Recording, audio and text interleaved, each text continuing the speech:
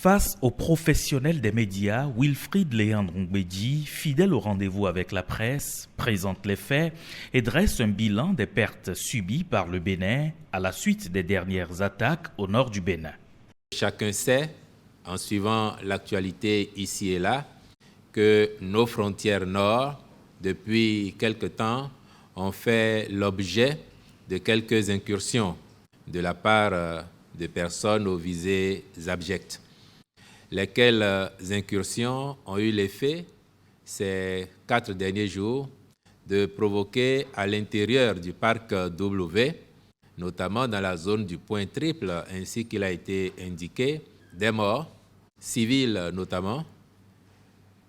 8 au total, et 1 agent des forces armées béninoises. Ce qui fait que, en termes de bilan humain, nous avons déploré 9 morts et 3 véhicules qui ont sauté sur des engins explosifs improvisés, comme on les appelle, c'est-à-dire des mines artisanales. Soucieux du bien-être de chaque Béninois et garant de la sécurité nationale, le président Patrice Talon a aussitôt convoqué un conseil extraordinaire des ministres élargi au haut commandement militaire. Cela a donc justifié que, sous la houlette du chef de l'État, le Conseil des ministres se tienne pour apprécier la situation, évaluer le dispositif qui est en place depuis au moins 2 ans. J'ai eu l'occasion de le dire par le passé, depuis au moins 2 ans, un dispositif de prévention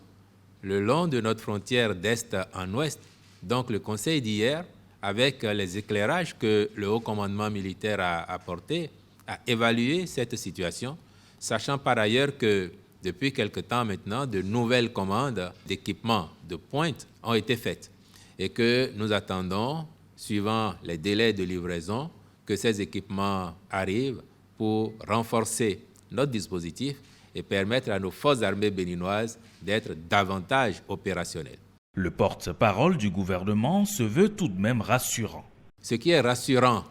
et il faut le souligner de plusieurs traits, c'est que, comme le compte-rendu l'a indiqué hier,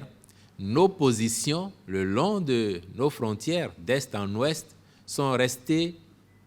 infranchissables. Chaque fois que les assaillants ont essayé de s'en prendre à ces positions, ils ont dû rebrousser chemin. Nous avons mis en place un dispositif depuis au moins 2 ans qui fait ses preuves et qui permet que chaque fois que ces tentatives se manifestent, elles se soldent par l'échec des assaillants qui, avec des pertes diverses, rebroussent chemin.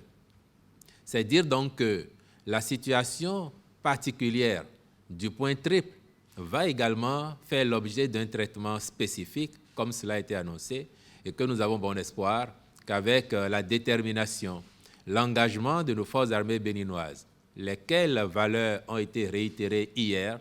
notre pays continuera d'être un havre de sécurité et de paix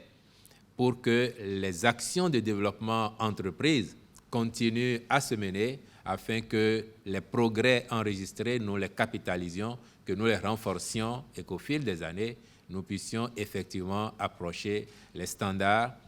les plus élevés en matière de bien-être des populations. Le secrétaire général adjoint du gouvernement, porte-parole du gouvernement, a pour finir rappelé la détermination du gouvernement et de son chef d'assurer la sécurité des Béninois. Wilfrid Léandre Ngbédi promet que l'exécutif mettra tout en œuvre pour mettre hors d'état de nuire les assaillants.